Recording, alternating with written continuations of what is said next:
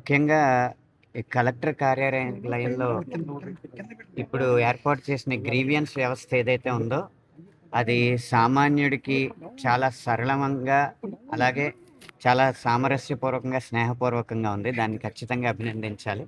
అలాగే ఒక సామాన్యుడిగా మా ఊర్లో ఉన్న ఒక స్థల వివాదం, కోర్టులో ఉన్న ఒక స్థల వివాదం గురించి, ఇద్దరు పార్టీల మధ్య జరిగిన ఒక స్థల వివాదంలో కోర్టులో కేసు ఉండగానే అక్కడ జరుగుతున్న కొన్ని అసాంఘిక కార్యకలాపాలు కలెక్టర్ గారికి, ఎస్పీ గారికి దృష్టిలో ఉంచడానికి మా నాన్నగారికి సహాయంగా నేను ఇక్కడికి వచ్చాను.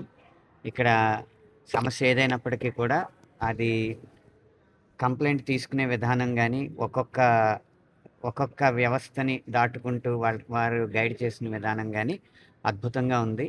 ఇది సామాన్యులకి ఈ వ్యవస్థ చాలా ఉపయోగపడుతుందని నేను మనస్ఫూర్తిగా నమ్ముతున్నాను. ప్రభుత్వం, ప్రజలకి మధ్య ఈ అంతరాలు ఇలా తొలగిపోవడం వల్ల సత్వర న్యాయానికి, అలాగే సగటు పౌరుడి రక్షణకి కూడా ఈ వ్యవస్థ చాలా ఉపయోగపడుతుంది. సమస్య ఏంటనేది కోర్టులో ఉన్నప్పుడు న్యాయ వ్యవస్థను మనం గౌరవించాలి కాబట్టి, మనం న్యాయమూర్తులమో, న్యాయవాదులమో కాదు కాబట్టి, ఆ వ్యవస్థను గౌరవించాలి కాబట్టి, దాన్ని పత్రికా ముఖంగా నేను తెలపడానికి విముఖత వ్యక్తం చేస్తున్నాను గానీ, సామాన్యుడికి మాత్రం ప్రస్తుతం వ్యవస్థ అందుబాటులో ఉన్నందుకు నేను చాలా సంతోషిస్తున్నాను. భూమి కొలత ఎంతైనా ఒక దొడ్డిపట్ల గ్రామంలో ఇద్దరి ఇళ్ల మధ్య ఉన్న ఒక కామన్ సైట్‌కి సంబంధించిన విషయం. సార్ ఎవరెవరి మధ్య సార్ ఇది? అది కోర్టులో ఉంది కాబట్టి బాధ్యతాయుతమైన పౌరుడిగా నేను పేర్లు చెప్తే కేసుని పక్కదోవ పట్టించినట్టు, కేసుని ప్రభావితం చేసినట్టు అవుతుంది.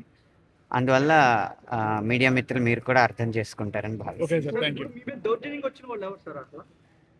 అదేండి, పేర్లు చెప్పడం వల్ల మనం వ్యవస్థల్ని అగౌరవపరిచినట్టు అవుతుంది.